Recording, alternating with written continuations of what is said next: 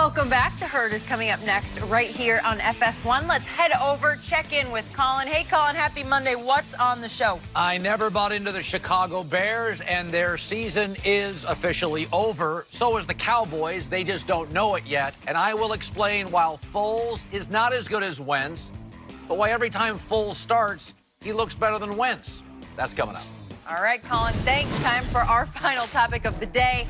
Alabama is a 5.5-point favorite in tonight's national championship game against Clemson. This will be the fourth straight year the Tide and the Tigers have met in the playoff, and they've met twice before in the title game, with each team winning once. So, Shannon, who you got who wins? Man, we've been waiting for this one. I've been waiting all year because we knew it was going to come down to this.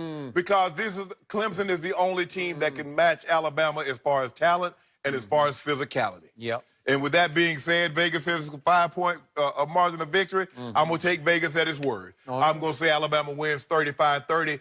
Tua makes a few more plays because I believe the difference between in this Alabama's defense will have more success against Lawrence than they had against Kyler Murray. Trying to get Kyler Murray was a little bit difficult because he has legs. They will put pressure on Lawrence, and they'll win this game 35-30. So we know you love Alabama because you grew up in Alabama and went to the University of Alabama, right? And You would think. I respect that. I got some friends that's from Demopolis, Alabama, and a few old homeboys with the Teflon. So here's my take on this game. Trevor Lawrence is the next great quarterback. Wow.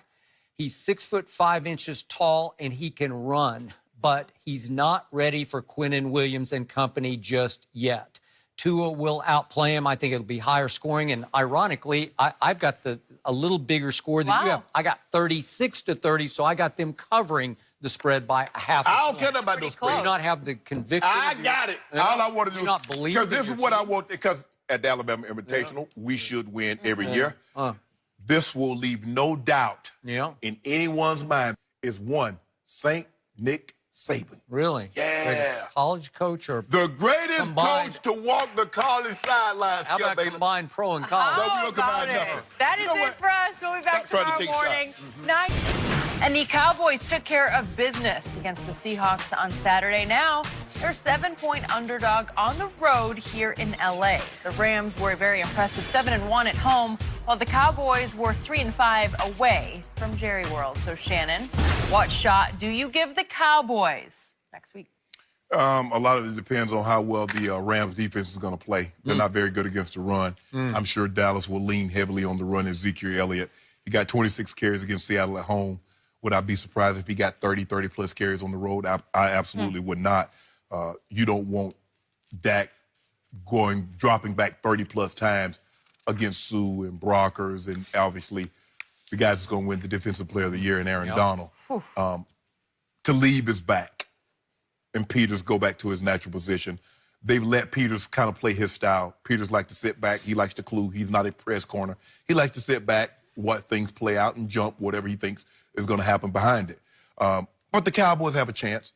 Everybody, when you get to this point, especially, there are no Arizonas. There are no Oakland Raiders once you get to the playoffs. All the teams are fairly good, or else you wouldn't have gotten here. Every once in a while, Skip, you get a scenario where you get a team that's 8-8 or 7-8, whatever the case may be. Skip, you're like, wow. But they can win a game. I mean, Seattle won a playoff game at 7-8-1. They did. So anything can happen. But Dallas won 10 games. They won their division.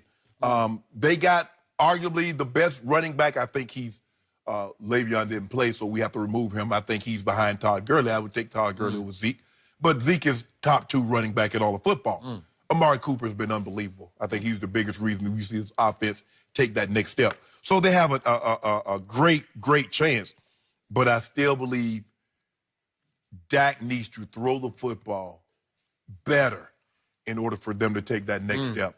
And if they are to get to where you think ultimately they're going to be, it's going to be because he takes that next step and throwing the football. Are you listening, Dak Prescott? And I appreciate that from the Hall of Famer Shannon Sharp, that words of encouragement, because you just keep lighting his fire. It burns brighter and brighter. Skip, I thought that was a compliment. I appreciate that. That's not a compliment? He's got to throw it better. He's got to step up. I said ultimately to get to where I have been consistent about this all year long on this show. I've never been sold on the Los Angeles Rams. I've said that again and again, and they finished 20th on defense in points allowed.